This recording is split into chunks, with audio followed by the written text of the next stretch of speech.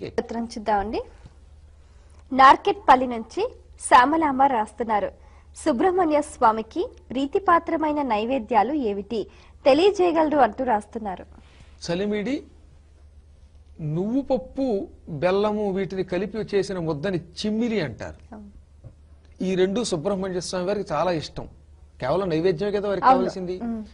నైవేద్యంలో ప్రథమం చలివిడి, బియ్యపు పిండి, బెల్లము, అందులో కాస్త సుగంధ ద్రవ్యాలుగా యాలకులు లాంటివి కూడా వేసుకోవచ్చు. వీటిని కలిపినటువంటి గుడపిష్టం, తిలపిష్టం. తిలపిష్టం అంటే ముడి నువ్వులు కాకుండా నువ్వు పప్పుని బెల్లంతో కలిపి నూరితే చిమ్మిలి అంటారు.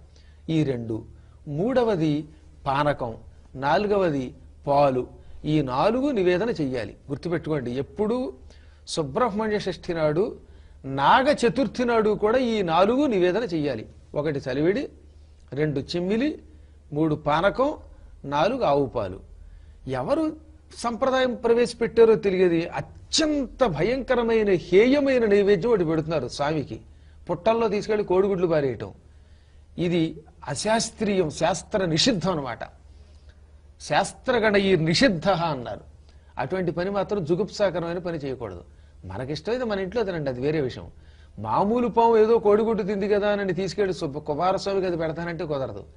భక్త కన్నప్ప పంది మాంసం పెట్టలేదా, మేము మాత్రం గుడ్డెందుకు పెట్టకూడదని వెళ్ళి ఎవరైనా ప్రశ్నిస్తే, కన్నప్ప కన్ను పీకి పెట్టాడు శివుడికి.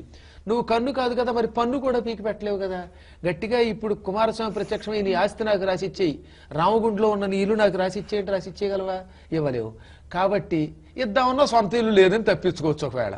కాబట్టి అంత తేలికగా భక్త కన్నప్పతో మనని మనం పోల్చుకోరాదు. ఆయన కన్ను, పన్ను, శరీరం ఇవ్వగలడు. మనం జ్ఞానంతో పూజ చేసేవాళ్ళం మాత్రం శాస్త్ర నిషిద్ధ కర్మలు చేయకూడదు కనుక కేవలం చలిమిడి, చిమ్మిలి, పానకం, ఆవు పాలు, ఈ నాలుగు మాత్రమే స్వామివారికి ప్రీతిపాత్రమైన నైవేద్యములు. వాటిని